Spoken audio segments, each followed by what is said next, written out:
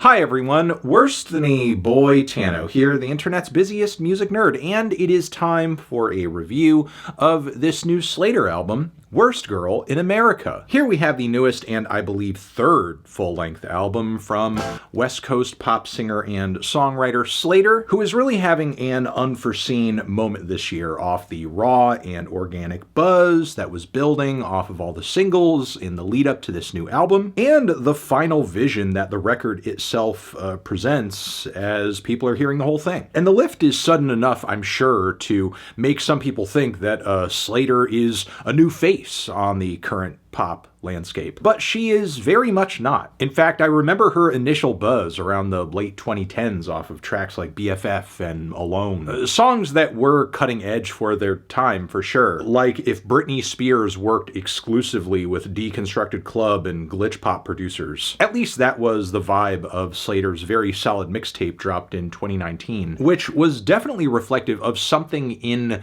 the water in the late 2010s. This slowly growing demand for more alternative lanes in pop music, and a hunger for the aesthetics of the 2000s to be brought back and reimagined in some way, which Slayyyter was definitely doing in this kind of self-aware, edgy, bimbofication kind of fashion. But as on the money with that style as I think Slayyyter was during that time, she just could not build as much buzz as her contemporaries. Maybe it was funding, maybe it was promotion. For sure, her public apology for some offensive tweets launched from some edgy stan account, I'm sure had some kind of measurable impact. Could have also been her debut, which in comparison with her mixtape had a much less memorable crop of songs. Plus, by that time, hyperpop was very much in full swing, with so many new artists and producers investing in the wave, and all of a sudden it was the coolest thing to be, you know, an underground pop weirdo, which again, I think kind of made Slayyyter, despite her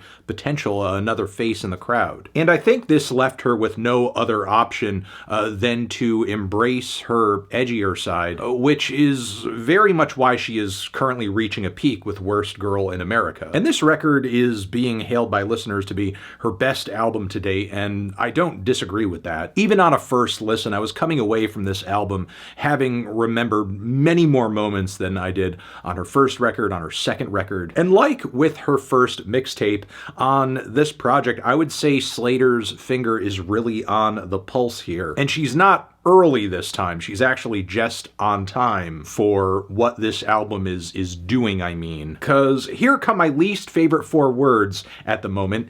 Indie sleaze is back. Indie sleaze, a phrase that somehow means nothing, but everybody's saying it like it means something at the same time. Because, yeah, indie sleaze as an idea was never really quite a thing during the time period that this catch-all term references so heavily, as it's really more of a descriptor for the music and fashion vibes in the alternative scene in the 2000s. And artists like The Dare and The Help and Bass Victim, Snow Strippers are being widely credited for sort of like helping to bring it back. And these artists are all cool for sure in their own right, but none of them have been able to capitalize on this moment in the way that a very bold, in-your-face pop star like Slayyyter could. So with this album, she is referencing this era in a very bombastic way with its love of indie rock, of synth punk, of electroclash and French house, and she really chose the perfect slate of guest producers to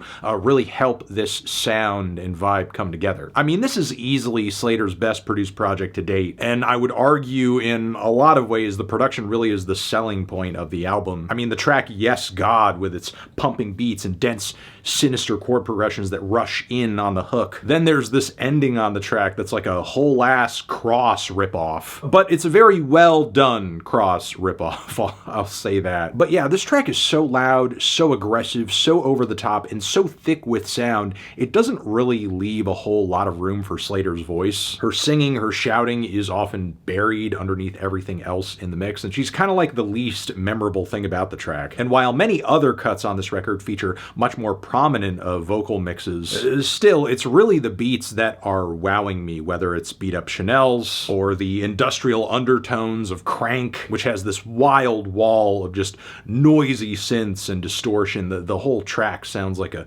horror movie trailer. I also love the roaring walls of distorted tones on old technology. In this album's best moments, it's delivering these turned up to 11 electro-clash bangers that somehow rock harder than actual rock songs. Even the rock song featured on the third track of this record, Cannibalism. I do have to give it to Slayyyter, though, for really curating a fantastic set of beats, because the reference points and what she's trying to do with these tracks tell me that she is intimately aware of the territory she's claiming with Worst Girl, be it whiffs of Daft Punk, Crystal Castles, Does It Offend You? Yeah, DFA 1979. It all leads to a lot of songs that sound like Karen O riffing over Justice drafts. And look, I like all these things. I like these sounds. I grew up on them. But sometimes it feels like recapturing a specific vibe on this record is more important than actually sitting down and writing a super memorable song, which kind of leaves this record feeling less like an album and more like a mood board. A very good mood board, but like a mood board all the same. Because rarely do I walk away on these tracks being all that stunned by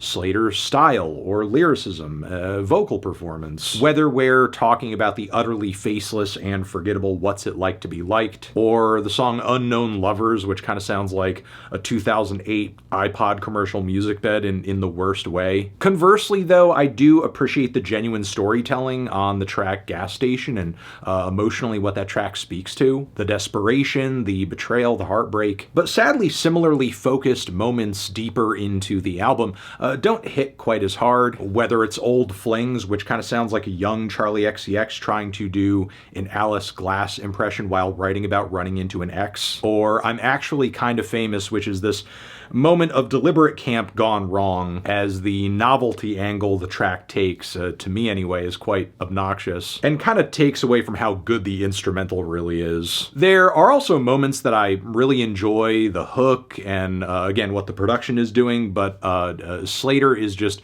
rubbing my face a bit too hard into these bars that are just severe eye roll moments. Whether it's he wanna fuck Slayyyter, Richard, we should link later. We're getting Richard Linklater references in 2026. And also, of course, I'm doing drugs tonight, ones that I'm not prescribed, which is maybe the most unfunny and unnecessary specification we will hear in a pop song this year. I am kind of torn, though, because on some of these best moments, they're usually such a thrill to listen to that the lyrics don't weigh them down that much. And look, it's not all bad. Tracks like Saint Loser, in my opinion, are a flash of genius on all fronts. The instrumental is absolutely crazy, one of the most experimental pop pieces you are going to hear this year. And lyrically, Slayyyter is actually pulling together some really sticky refrains, and the verses have some genuinely funny moments too. I shouldn't be such a hater if kids are bumping my music. That's a recession indicator. It's kind of like if LCD Sound System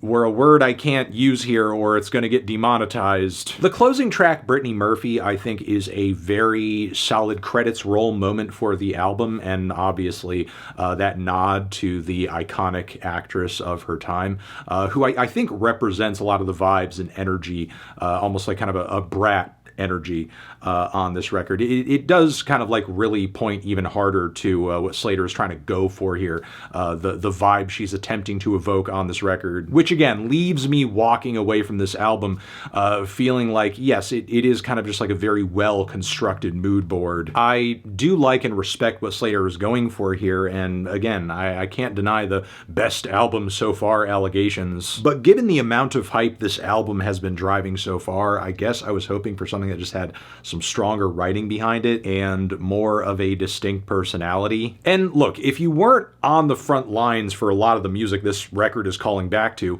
I could see why it stands out to you in the current music landscape. I mean, as much as, some of these electro-clash vibes have returned, a lot of the records and artists who are attempting going for this sound and vibe, they're not very good. Slayyyter and her producers are very much leapfrogging a lot of them, even if the lyrics aren't the best. best, or there's a handful of vocal performances that are kind of forgettable or derivative. Still though, I think Slayyyter has very much hit upon something here, and the buzz behind this record will most likely only incentivize her to dig further into these sounds. And given how the best moments on this record came across, I do feel like there's still like more potential in what Worst Girl in America is doing. Again, so long as Slayyyter and her producers try to up the ante on the writing front in the future, which is why I'm feeling about a strong 6 to a light 7 on this one. Transition, have you given this album a listen? Did you love it? Did you hate it? What would you rate it? You're the best, you're the best. What should I review next? Hit the like if you like. Please subscribe and please don't cry. Hit the bell as well. Over here next to my head is another video you should check out. Hit that up or a link to subscribe to the channel. Anthony Fantano, Slayyyter, forever.